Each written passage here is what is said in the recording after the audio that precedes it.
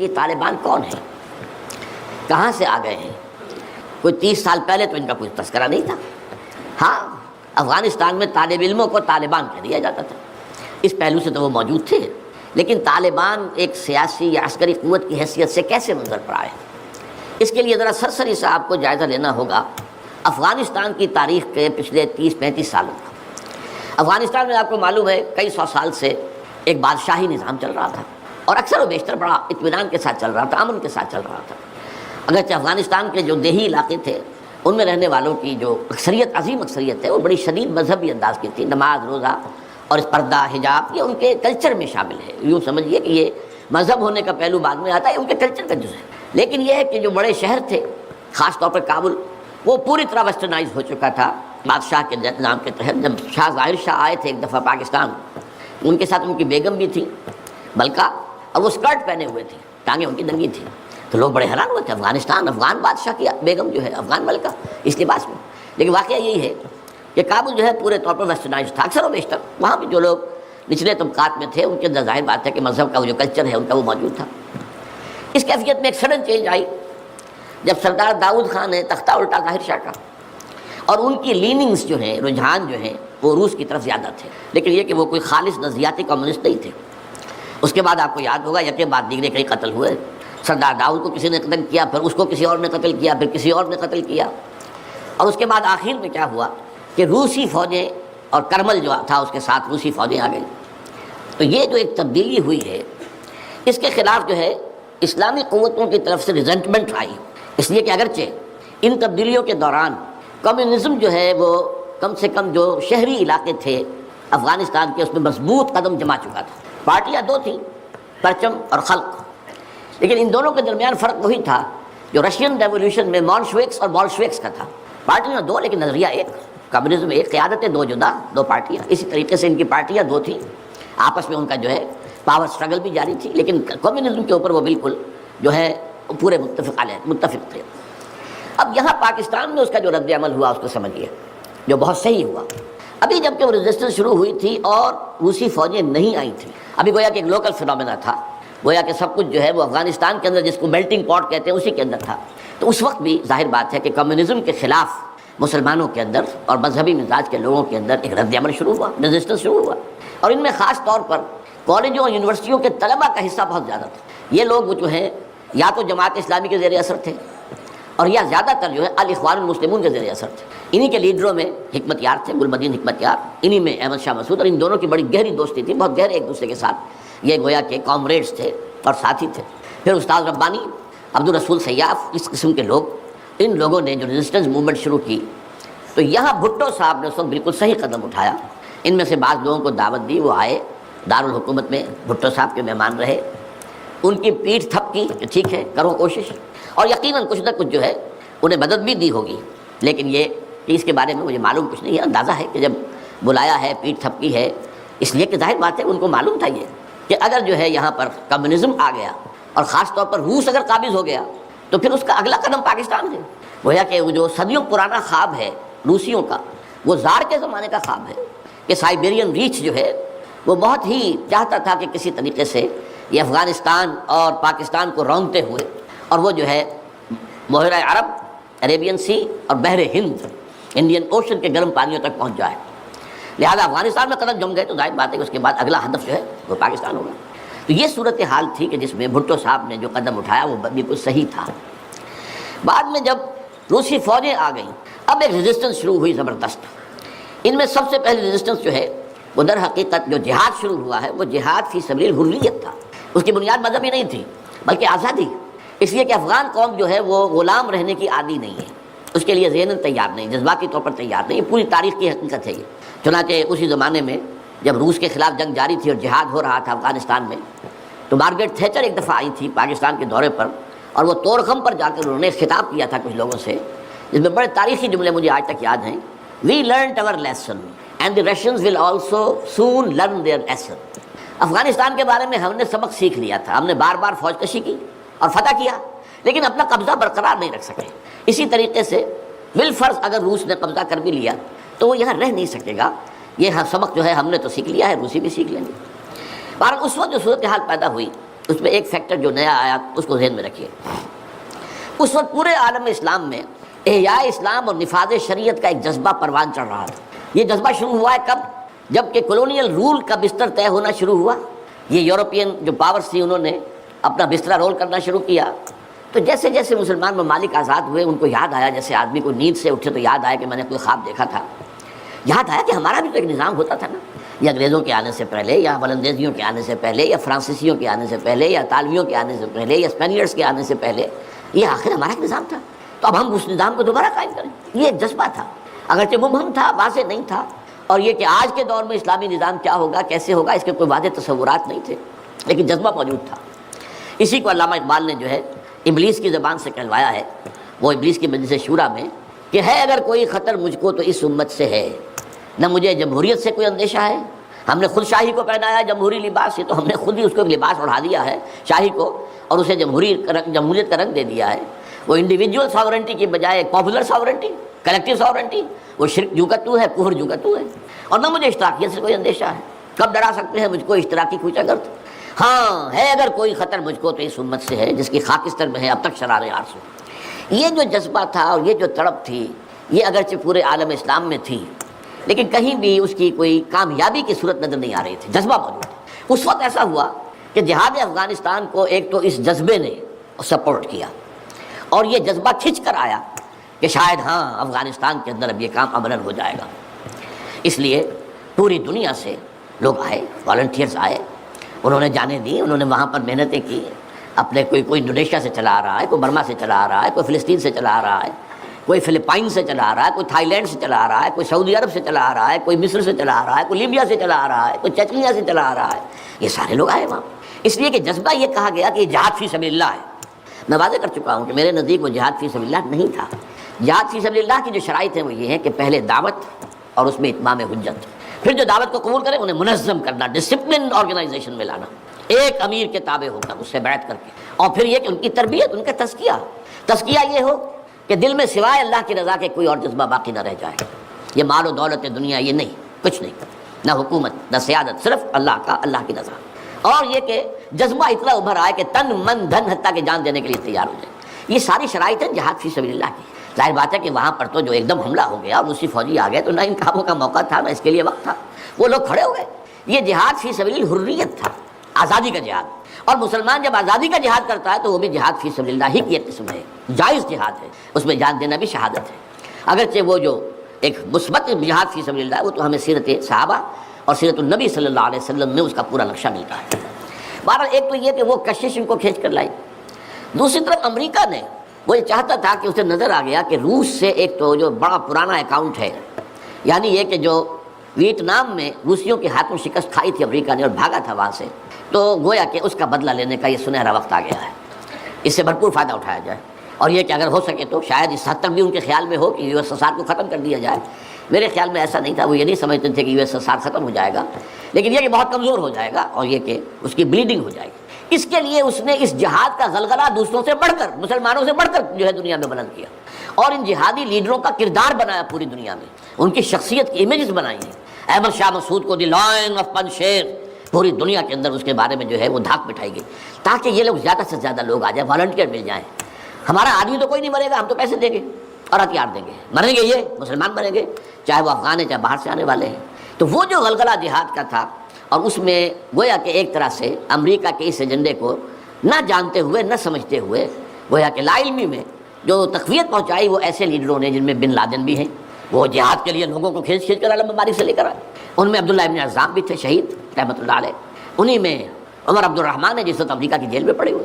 یہ سب لوگ کیا تھے؟ جہاد کے نام پر دنیا سے لوگوں کو لے کر آ رہے تھے، اور اس میں گویا کہ نہ جانتے ہوئے ان نوئنگلی وہ امریکہ کے اعلی کار بن رہے تھے. بہرحال اس میں نتیجہ جو نکلا، مجاہدین جب مجاہدین کو فتح ہو گئی، ظاہر بات ہے اس میں دونوں فیکٹر ذہن میں رکھیے، صرف مجاہدین کی سرفروشی اور جاں فشانی نہیں، امریکہ کے ہتھیار نے یقیناً اس میں ایک بڑا ڈیسائسو رول پلے کیا. خصوصاً تازہ ترین ہتھیار سٹنگر میزائل جسے دنیا جانتی نہیں تھی وہ دے دیا. اور اصل میں جو روسی فوج جو ہے دل برداشتہ ہو کر بھاگی ہے، اس میں سٹنگر میزائل کا بہت بڑا دخل تھا، کیونکہ ان کا سب سے بڑا ہتھیار تھا جو وہ گن شپ ہیلی کاپٹرز لے کر آتے تھے. اور وہ ظاہر بات ہے جہاں پہاڑوں کے اوپر بھی مورچے لگائے ہوئے تھے وہاں ظاہر بات ہے ٹینک تو نہیں پہنچ سکتے تھے، کوئی اور بمباری وہاں کرنا مشکل تھی، تو یہ گن شپ بڑے جہازوں سے بہت نیچے آ کر بمباری بھی ممکن نہیں تھی، تو گن شپ ہیلی کاپٹر سے جو بمباری وہ کرتے تھے، فائرنگ کرتے تھے، وہ ان کا سب سے بڑا ہتھیار تھا، اور اس کو بالکل ختم کر کے رکھ دیا اسٹنگر میزائل نے، کہ میزائل آپ نے داغا ہے تو وہ یہ نہیں ہے کہ ہدف سے اگر نہ لگے ہدف پر تو ادھر ادھر ہو جائے گا، نہیں، جدھر وہ ہدف جائے گا اس کا پیچھا کرے گا، اس کے پیچھے پیچھے جائے گا، جدھر وہ مڑے گا ادھر وہ مڑ جائے گا۔ دلمال کفر ہے سودار، جیسے وہ کفر جو ہے جو رخ موڑ لے تم بھی رخ موڑ لو، اور وہ تباہ کر دیتا تھا گن شپ۔ تو یہ بہرحال جو بھی شکست ہوئی روس کو اور وہاں سے وہ چلا گیا، تو اس کے بعد امریکہ بھی فوری طور پر وہاں سے غائب ہو گیا۔ اس نے مجاہدین کے اندر گروپ بندی، باہمی کشاکش، یہاں تک کہ باہمی دشمنی کے بھی بیج بو دیے تھے، اور اس میں ISI بھی رول اس نے پلے کیا ہے۔ ISI یہ چاہتی تھی کہ یہاں کوئی ایک مضبوط ایسی حکومت نہ بن جائے کہ جس کو جو ہمارے پھر کنٹرول میں نہ رہے، لہذا ISI والوں کا جو بھی رول ہوگا نیتی سے پاکستان کے لیے۔ لیکن یہ مجھ سے ایک مجاہدین لیڈرز میں سے ایک صاحب نے خود کہا کہ ہمیں لڑوایا ISI نے، میں نہیں کہہ سکتا کتنی اس میں درستی ہے اور کتنی غلطی ہے، لیکن امریکہ نے یہ کیا کہ لڑا کر ان کو بجائے اس کے کہ کوئی حکومت وہاں قائم کرواتا اور آرام کے ساتھ وہاں سے رخصت ہوتا، اس حکومت کو مستحکم کر کے، جیسے کہ وہ اپنا سر توڑ زور لگا رہا ہے عراق کے اندر کہ یہاں کوئی حکومت جو ہے وہ قائم ہو جائے، مستحکم ہو جائے، پھر یہاں سے ہم رفتہ رفتہ نکلے، وہ فوراً بھاگے آپس میں وہ جو ہے دشمنی کے بیج بو کر۔ نتیجہ کیا نکلا؟ وہ جہاد فی سبیل اللہ، فساد فی سبیل اللہ بدل گیا۔ وہ تباہی آئی ہے افغانستان پر جو پہلے نہیں آئی تھی، روسیوں کے ہاتھوں نہیں آئی تھی، خاص طور پر کابل میں اصل تباہی و بربادی جو خانہ جنگی سے آئی ہے۔ اور اس کا ایک اور نتیجہ یہ نکلا کہ مختلف علاقوں میں وارڈ لارڈز نے اپنی چھوٹی چھوٹی حکومتیں ریاستیں قائم کر لی۔ وارڈ لارڈز ہتھیار ان کے پاس ہیں، اور وہ ہتھیار جو ہیں اس جنگ کے اندر امریکہ کے دیے ہوئے ان کے پاس بہت کافی جو ہے ابھی موجود تھے، ان کا اسلحہ خانہ تھا، تو اپنے علاقے معین کر لیے۔ اور وہاں یہ ہے کہ انہوں نے ٹیکس لینے شروع کیے، جگہ ٹیکس، جو بھی گاڑی گزرے، بس گزرے، کوئی منی بس گزرے، کوئی ٹیکسی گزرے، ٹیکس دو۔ یہاں سے نکل کر اگلے میں گئے تو وہاں پھر ٹیکس دو، وہاں سے نکل کر اگلے کوئی وارڈ لارڈ کا علاقہ گیا وہاں ٹیکس دو۔ اور نہ صرف یہ کہ ٹیکس، بلکہ وہ یہ بھی کہا جاتا ہے کہ وہ خوبصورت عورتوں کو بھی اتار لیتے تھے اور خوبصورت لڑکوں کو بھی اتار لیتے تھے۔ یہ جو صورتحال تھی، اس سے افغان لوگوں کا کہ ناک میں دم آ گیا، سخت پریشان ہو گئے۔ اچھا، یہ جو میں نے کہا ہے کہ یہ امریکہ نے جو مجاہدین کی قیادت تھی اسے آپس میں لڑا کر پھر یہاں سے بھاگ جانے کے اندر آفیل سمجھی، اس کی وجہ یہ تھی امریکہ کو اندیشہ تھا کہ یہ لوگ پڑھے لکھے جدید تعلیم یافتہ ہیں، یہ انجینئرز ہیں، گلبدین حکمت یار، احمد شاہ مسعود، استاد ربانی بڑے عالم ہیں، فاضل ہیں، عبدالرسول سیاب الازہر کے پڑھے ہوئے تھے، اسی طریقے سے صبغت اللہ جو ہیں وہ بھی بڑے عالم آدمی تھے اور پڑھے لکھے آدمی تھے، جدید تعلیم یافتہ بھی اور قدیم تعلیم یافتہ بھی۔ تو اس اعتبار سے انہیں اندیشہ تھا ان لوگوں کی حکومت بن گئی اگر تو یہ ایک ماڈرن اسلامک اسٹیٹ بنا دیں گے، اور یہ وہ شے ہے جو ہمارے لیے سب سے زیادہ خطرناک، سب سے زیادہ ناپسندیدہ معاملہ ہوگا، اس لیے کہ اگر واقعی طرح کی ماڈرن اسلامک اسٹیٹ وجود میں آ گئی تو ہمارے نظام کا خاتمہ ہو جائے۔ وہ تو یہ کہ سورج طلوع ہوتا ہے تو تاریکی تو جائے گی، رات کو تو جانا ہی جانا ہے، وہ تو جب تک سورج طلوع نہیں ہوتا رات کی تاریکی ہے، یہ انہیں اندازہ تھا خوب۔ بہرحال اس لیے انہوں نے خاص طور پر ان کو آپس میں لڑایا بھی۔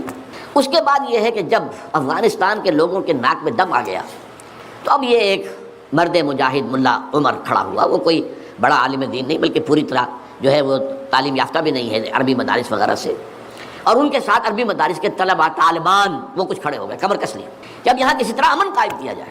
یہ پکار ایسی تھی کہ جو گویا کہ افغانوں کے دل کی پکار تھی، تنگ آئے ہوئے تھے ان وار لارڈ سے اور ان کے مظالم سے اور ان کے استحصال سے، لہذا وہ جہاں گئے ان کا استقبال ہوا۔ بہت سے لوگوں نے اپنے ہتھیار ان کے حوالے کر دیے، یہاں تک کہ گلبدین حکمت یار جو بالکل کابل کے پاس پڑا ہوا تھا اپنی فوجیں لے کر، اور گویا کہ وہ کسی فائنل اسالٹ کی تیاری میں تھا، جب یہ آئے ہیں تو اس نے راستہ دے دیا اور خود پیچھے ہٹ گیا۔ اس طریقے سے یوں سمجھیے کہ در حقیقت افغانستان میں ان طالبان کی حکومت جو ہے یہ گاڈ گیون ہے۔ وہ جو ایک شعر ہے کہ خود بخود تیار ہے پکے ہوئے پھل کی طرح، دیکھیے گرتا ہے آخر کس کی جھولی میں فرنگ۔ تو یہ حالات نے اس درجے صورت اختیار کر لی تھی کہ یہ طالبان کو کوئی ریزسٹنس نہیں ملی اور ان کی جو ہے ایک حکومت قائم ہو گئی، بلکہ یہ گویا کہ اللہ تعالیٰ کی جو ہے حکمت کا ایک ظہور ہوا ہے۔ اس میں امریکہ نے اور امریکہ کے کہنے پر پاکستان نے، سعودی عرب نے، امارات نے طالبان کو سپورٹ کیا۔ بے نظیر کی حکومت تھی، کہاں بے نظیر جیسے سیکولر ذہن کی اور آزاد خیال قسم کی عورت، کہاں طالبان مولوی ملاٹے ان کے خیال کے مطابق۔ سعودی عرب نے امریکہ کے حکم سے مدد دی، امارات نے مدد دی، پاکستان نے تسلیم کر لیا، سعودی عرب نے تسلیم کر لیا اور امارات نے تسلیم کر لیا۔ ان کی جو ہے ایمبیسڈرس وہ آ کر یہاں بیٹھ گئے۔ اس کی وجہ کیا ہے؟ امریکہ سمجھتا تھا یہ ٹھیک ہے، یہ ملا ملاٹے ہیں، انہیں کوئی دنیا کا کوئی علم ہے نہیں، یہ جانتے ہی نہیں، لہذا ان سے کھیلنا آسان ہے، انہیں ہم اپنی انگلیوں پر نچائیں گے، ان کو کٹ پتلی بنا لیں گے۔ اس پہلو سے انہوں نے کہا کہ یہ اچھا ہے، یہ لوگ اگر آ جائیں تو ٹھیک ہے۔ وہ خطرہ نہیں ہے کہ یہاں کوئی ایک ایسا اسلامی نظام سامنے آ جائے جو جدید دنیا کے تمام تصورات اور تقاضوں کو بھی پورا کرتا ہو اور کتاب و سنت کے تقاضوں کو بھی پورا کرتا ہو، اس کا کوئی اندیشہ نہیں ہے، لہٰذا انہیں مدد دی۔ لیکن ہوا کیا؟ دو کام ایسے ہوئے ہیں کہ ایک تو افغانستان کے 90% علاقے پر قبضہ جو ہوا تو امن، کلی امن، چوری ختم، ڈکیتی ختم، زنا بالجبر ختم، زنا ختم، سب اب آنکھیں کھل گئی امریکہ کی یہ کیا ہو رہا، اور ملا عمر کے ایک حکم پر پاپی کی کاشت زیرو۔ اب یہ ہے کہ کفر کے ایوانوں میں پوری دنیا میں خطرے کی گھنٹیاں بجیں۔ یہ معاملہ کیا ہے؟ نارضت عشق کہ خونی جگرے پیدا شد، حسن لرزید کہ صاحب نظرے پیدا شد۔ یہ تو ہم جس سے ڈر رہے تھے، جس کا ہمیں خوف تھا، جس کا ہمیں اندیشہ تھا، وہ تو حقیقت سامنے آ رہی ہے۔ ابھی تو پورا نظام کی کوئی بات نہیں ہے، ابھی تو انہوں نے چند سزائیں نافذ کی ہیں، اس سے زیادہ تو ابھی ان کا کانسیپٹ بھی کوئی نظر نہیں آیا۔ ہم خود جب گئے ہیں وہاں پر، میں ایک وفد لے کر کے آیا ہوں، نہ ان کے ذہن میں کوئی سیاسی نظام کا کوئی واضح تصور تھا، نہ میں نے ان سے پوچھا آپ کے کوئی پارلیمنٹ مجلس شورا مجلس سے ملی کہ نہیں کوئی نہیں ہے، نہ کوئی معاشی نظام کا ان کے سامنے نقشہ تھا۔ میں نے پوچھا کہ آپ کے یہاں بینک ہیں کہ نہیں ہے، میں نے کہا آپ اپنا پیسہ کہاں رکھتے ہیں، ہمارے پاس پیسہ ہے ہی نہیں۔ مطلب یہ کہ یہ کوئی نظام کی بات تھی نہیں، لیکن یہ کہ چوری کا ہاتھ کاٹنا، زنا کی سزا دینا، رجم کرنا، قتل کے بدلے قتل علی اعلان میدان کے اندر، اور سر جو ہے قلم کرنا یا سینے کے اندر۔ ایک صاحب نے جو کہ آئی وٹنس تھے، انہوں نے دیکھا تھا کہ ایک شخص نے ایک دوسرے شخص کو قتل کیا سینے میں خنجر بھونک کر، اب اس کو پکڑ کر رسیوں سے باندھ کر لا کے ڈال دیا گیا اسٹیڈیم کے اندر، کھلا اور ٹھٹ لگے ہوئے لوگوں کے دیکھ رہے ہیں، اور اس کی بیوی سے، مقتول کی بیوی کے ہاتھ میں خنجر دے کر کہا گیا بھونکو اس کے سر، اس کے سینے کے اندر، اس نے کیا۔ اب یہ جو مناظر ہیں ان کو دیکھنے کے بعد کیا کہیں کوئی جرم رہ جائے گا؟ جیسے کہ اس سے پہلے بھی تھا معاملہ دنیا کے سامنے کہ سعودی عرب جو ہے وہ کرائم فری ایک معاشرہ بن گیا تھا جب سے وہاں پر اسلامی جو حدود اور تعزیرات نافذ ہوئی۔ یہ معاملہ انہوں نے دیکھ لیا کہ یہ تو ہو گیا، تو اس اعتبار سے ان کو جو ہے بڑی شدید خطرے کی بات ہوئی۔ البتہ یہ ضرور نوٹ کر لیجئے کہ اس ابتدائی عرصے میں طالبان سے کچھ غلطیاں بھی ہوئیں۔ پہلی بات تو یہ کہ نہ ان کی کوئی تعلیم ہوئی تھی، نہ تربیت ہوئی تھی، نہ تنظیم ہوئی تھی، نہ کوئی ڈسپلن قائم تھا، یہ تو موب تھا، لہٰذا ان سے بڑی بڑی غلطیاں ہوئیں۔ مثلاً مزار شریف میں ایران کے سفارت خانے پر حملہ کیا، سفارتکاروں کو قتل کر دیا۔ پھر یہ کہ ان کے اندر مذہبی شدت پسندی بہت تھی، کٹر حنفیت، اور اس کے اندر کچھ نہ کچھ تشدد کا ایلیمنٹ بھی۔ ظاہر بات ہے ان عام لوگوں کے، ان پڑھ لوگ، اب ان کے ذہن میں جو چیزیں تھیں، داڑھی جو ہے سنت مؤکدہ ہے، نہیں رکھتا اس کو سزا دو، اور حجام جو ہے اس کا سر قلم کر دو اگر وہ شیونگ کرتا ہے تو۔ اسی طریقے سے پردے کا شدت کے ساتھ نفاذ کیا گیا، عورتیں باہر کیوں نکلیں، اپنے گھروں میں رہو، یا یہ کہ پورا برقع لے کر نکلو، جو بھی آپ کے ہاں دنیا بھر میں شٹل کاک جس کو کہتے ہیں، وہ جو ایک خیمے کی شکل میں ہوتا ہے، تو وہ نہیں رہو۔ تو اس حوالے سے تشدد پسندی بھی ہوئی ہے، اور کچھ غلطیاں بھی ہوئی ہیں، کچھ زیادتیاں بھی ہوئی ہیں، اور کچھ انتہائی تنگ نظر مذہبیت بھی ہوا۔ یہ حقائق ہیں جو ہمیں ماننے پڑیں گے۔ اب جب پوری دنیا کے اندر یہ ایک خطرے کی گھنٹیاں بج گئیں عالم کفر کے اندر کہ نارضت عشق کہ خونی جگر پیدا شد، وہ تو آ گیا، خونی جگر رکھنے والا وہ تو سامنے آ گیا، وہ خطرہ جسے اب ڈر رہے تھے، کانپ رہے تھے۔ اس لیے کہ آپ کو معلوم ہے کہ جب USSR کا خاتمہ ہوا ہے اور اس کے بعد جو ہے نیٹو کو اثر نو آرگنائز کرنے کی باتیں شروع ہوئیں، توسیع کی شروع ہوئی، تو کسی سے نے پوچھا نیٹو چیف سے، گورنر ان چیف سے، کہ اب آپ کس کے لیے، آپ کا جو دشمن تھا جس کے لیے آپ نے سارے دھندے بنائے تھے، سیٹو بھی تھا، سینٹو بھی تھا، اور نیٹو بھی تھا، اور سب سے بڑا معاملہ نیٹو کا تھا، تو اب تو تمہارا وہ دشمن ختم ہو گیا، تمہارے سامنے تمہارے گھٹنوں تمہارے قدموں میں پڑا ہوا ہے، تم سے مدد کی بھیک مانگ رہا ہے، تو تمہیں کیا خوف ہے؟ تو انہوں نے کہا ہمیں اب اسلامک فنڈامنٹلزم کا خطرہ ہے۔ اس کے لیے گویا کہ they started to gird up their loins، اپنے جو ہے کمر کسنے کے لیے انہوں نے پروگرام بنا لیا۔ اور اس کے لیے نوٹ کیجئے 9/11 کا حادثہ فاجعہ خود کروایا، یہ ثابت شدہ حقیقت ہے۔ اس وقت اس میں طالبان کا تو خیر 0% بھی کوئی امکان نہیں، اس میں القاعدہ کا بھی کوئی حصہ نہیں۔ یہ ضرور معلوم ہوتا ہے کہ ان میں جن لوگوں کو انہوں نے اپنے آگے رکھ لیا تھا دنیا کو دکھانے کے لیے، کچھ نوجوان قسم کے جو پائلٹس تھے جنہوں نے چھوٹے چھوٹے جہازوں پر، چڑیوں جیسے جہازوں پر تربیت حاصل کی تھی، دکھانے کے لیے انہوں نے کیا ہے۔ ان میں سے کسی کا تعلق غالباً کوئی تعلق تھا جو کہ اسامہ ابن لادن کے ساتھ، جس پر کہ ان کو اس نے یہ کہہ دیا تھا کہ عنقریب ایک بہت بڑا واقعہ ہوگا، بس اس حد تک بات صحیح ہے، باقی قطعاً کوئی نہ اسامہ ابن لادن کا حصہ۔ یہ کروایا موساد نے، نیو کونز نے، CIA نے۔ کیوں کروایا؟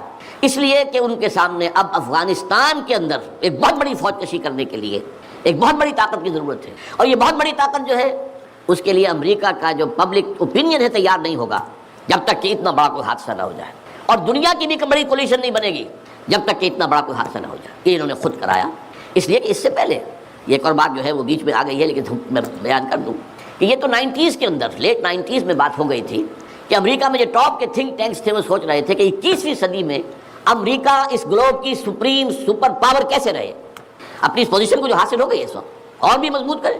ابھی رشیا اور چائنا تو اس کے دائرۂ اقتدار سے باہر ہے, ابھی بھارت بھی تقریباً باہر ہے, لیکن آگے بڑھا کر گلوبل پوری طرح, اور کیسے ہو یہ کہ اسے برقرار کیسے رکھے. تو اس پر ان کا تھنک ٹینکس تھے, اور اسی پر ان کا ایک مقالہ شائع ہوا تھا, امریکہ نیڈز اے پرل ہاربر. امریکہ کو ایک پرل ہاربر جیسے واقعے کی ضرورت ہے. اب یہ تاریخی بات سمجھ لیجئے, امریکہ دوسری عالمگیر جنگ تک, سیکنڈ ورلڈ وار تک, انٹرنیشنل معاملات میں کبھی آیا ہی نہیں تھا. وہ تو بڑے آرام سے تھا, دو اوشنز کے درمیان, ادھر اٹلانٹک ہے ادھر پیسیفک ہے. ظاہر بات ہے کہ ان قریب کوئی دشمن ہے ہی نہیں, لہذا اسے تو اپنا معیار زندگی بہتر بناؤ, اپنے حالات بہتر بناؤ, اپنے انوائرمنٹس بہتر بناؤ, اپنا یہ کرو اپنا وہ کرو بس. سیکنڈ ورلڈ وار میں بڑی شدید ضرورت پیدا ہوئی الائز کو, جب جرمنی اور جاپان جو ہے بھرکس نکال رہے تھے, کہ کسی طرح امریکہ کو آمادہ کیا جائے. چرچل بھی گیا, اس نے بھی خوش آمدید کی, یہ بھی کہا جان لو اگر ہم ختم ہو گئے تو نیکسٹ باری تمہاری ہوگی, پھر یہ نازی جو ہے تمہیں چھوڑیں گے نہیں. پھر بھی وہاں کی پبلک اوپینین جو ہے موبلائز ہونے کو تیار نہیں تھی. اب اس کے اوپر ایک کام یہ ہو گیا, جاپانیوں نے بہت بڑا بلنڈر کیا. پرل ہاربر پر ایک بہت دور دراز کی وہ بندرگاہ تھی جہاں امریکہ کا ایک بہت بڑا جو نیوی کا بیس تھا, اچانک اس پر حملہ کیا. بے شمار ان کے جہاز جو ہے غرق کر دیے, بے شمار لوگ مارے گئے, اور بے شمار لوگ جو ہیں وہ زخمی ہوئے یا یہ کہ معذور ہوئے. اس پر غصہ چڑھا ہے امریکہ کو, اور وہ سویا ہوا شیر جاگا ہے, اور اس پر پھر وہ سیکنڈ ورلڈ وار میں آیا میدان میں. اور ظاہر بات ہے کہ جرمنی کو شکست اسی نے دی ہے, اور یہ ہے کہ اسی کی فوجیں تھی کہ جو اتنی ہیں نارمنڈی کے ساحل کے اوپر, اور اس کے بعد جو ہے پاسا پلٹا جنگ کا.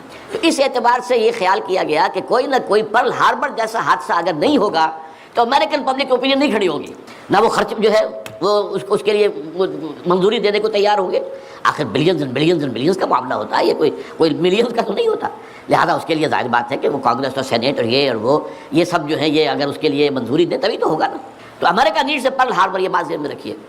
اس لیے انہوں نے خود وہ پرل ہاربر امریکہ میں کرایا, اور اس میں پھر پوری دنیا میں دہشت گردی کا خطرہ اور دہشت کا خوف, اور سب سے بڑھ کر امریکہ میں جو سیکیورٹی میجرز لیے گئے ہیں امریکہ میں, ان کا آپ تصور نہیں کرتے. بلینز اور بلینز آف ڈالرز جو ایک شخص کی تلاش لی جا رہی ہے. فون ٹیپ کرنے کی بھی اجازت دے دی گئی, جو امریکہ میں نہیں تھا.